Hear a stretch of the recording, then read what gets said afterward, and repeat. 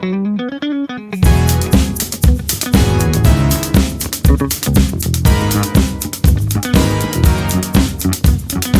good morning, good afternoon, good evening in some parts of the world. Of course, we're here at Alwiga Restaurant and we're on another episode for Marites TV. And ngayon po, meron tayong special guest which is none other than Bogs. Right. The one and only Bob. Right, okay. So Hello, Bogs, guys. kumusta naman ang buhay sa Dubai? Sa ngayon, so far, okay naman, tahimik. Kahit may mga, alam nyo na, naririnig tayong mga alert. Yes, yes. Okay yes. naman po dito, tahimik. Yeah. Safe po ang Dubai. Gaano katagal ka na so far sa Dubai? 7 years. 7 years na, okay. 7 years. And for you, 7 years na, palagi kang nakastay sa Riga? Hindi, the time? nagsatwa po. Ah, okay. Satwa kami nagkakilala. So nakilala mo si Rami sa Satwa? Sa Satwa. Okay. 1 year ako doon. Okay. Tapos lumipat ka dito? Dito ako transfer na amo ko. Okay, that's nice. So, lately, nabalitaan namin yung nangyari dun sa isang friend ninyo. Namatay. Na namatay, no? Because of, totoo ba yung sabi, dengue daw? Oh, yun ang Respeto lang po kasi sa pamilya. Okay. Okay. Disclose mo muna. Right, pwede nating edit, no problem. Sige po. Saka gusto na rin namin siya maging mares ba? Peace, yes. Okay. Patahimikin siya. Right.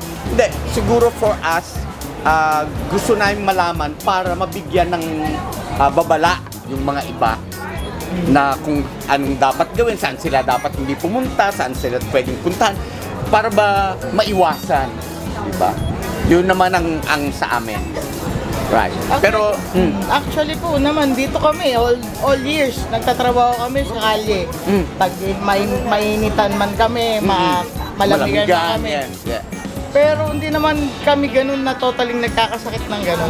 Sakitin lang po talaga siya. Siguro mahina yung resistensya niya, no?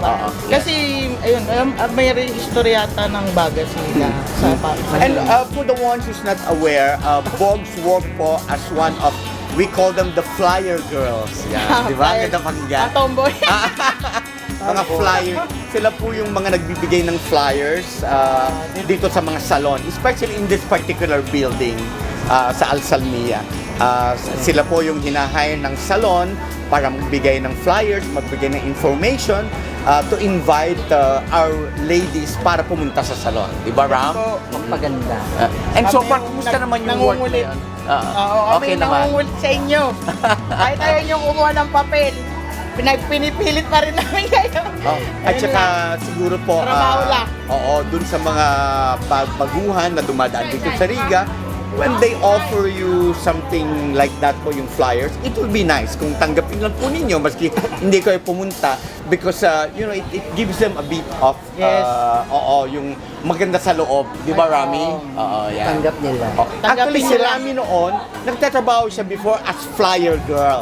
Kaya lang ibang flying ang ginagawa niya. Ibang flying yan, ibang flying. Katawan ko pinaply ko. Nakakati yung katawan. Yun si Rami before flyer. Manananggal ng langat. Charot. So, Bogs, mga ilang taon pa kaya gagawin mo yung work bago ka mag-settle down or anong plano mo? Let's say, 5 years from now, nasaan si Bogs? Hindi ko po alam eh. Pero sa ngayon enjoy ko pa yung trabaho ko. As long na may work pa, hanggat kaya pa magtrabaho, kung may opportunity dumating, why not? Naman. Kasi nasa labas naman kami. Yes, that's So true. may mga offer siguro, may mga kaibigan na sana one day may opportunity dumating. Na maganda. Igagrab yan. Yeah. Now, I'm sure maraming hindi alam, no? Magkano ba ang sweldo ng flyer girl? Depende. Depende yon. Okay. So, for commission basis. Ang nagpapataas po talaga yung commission. Yung commission, okay. Pero may basic kami. Okay. Sa iba't ibang salon, iba-iba. Iba-iba ang approach. Iba-iba yung bigay May basic kasi may commission, Yes, gano'n. pero may basic talaga. Kahit wala kang madalang customer, makukuha mo yung basic mo. Okay. Pero so far, dun sa basic mo at saka commission, kaya ba naman ma-survive? I mean, pagtapos mong tanggalin yung bahay, tanggalin yung pagkain, may natitira pa naman na may napapadala pa sa Pinas. Meron pa naman po. Okay, that's good. Saka Okay. importante talaga mag-ipon. Kahit konti. Oo naman, importante yun. Si Rami, ang daming ipon nito. Ang Ayun. iniipon nga lang, puro lalaki. Hindi, si Ano Bob- masasabi mo? Si Bob, kasi ko nakilala yan sa Satwa pa lang kami. Diyos ko, yung aming inuman, aming kalokohan, uwi kami madaling araw na. Minsan wala na uwi, Papasok. nandun, papapasok, lasing. Oo, Kuya, wala nang tulugan. Walang Papasok tulugan. ka na lang. Alis ka alas 7, minsan wala na aalis sa pag walang pasok, nakaupo ka lang maghapon, inom lang niya, magdamag, maghapon. Yan ang Okay. kuya, totoo yun sa Satwa. Sa Satwa.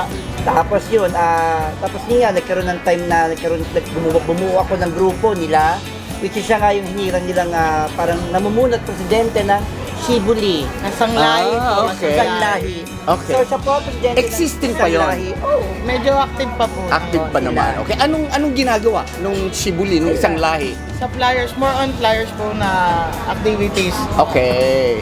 Bakit tulad nun, may nawala. Oo.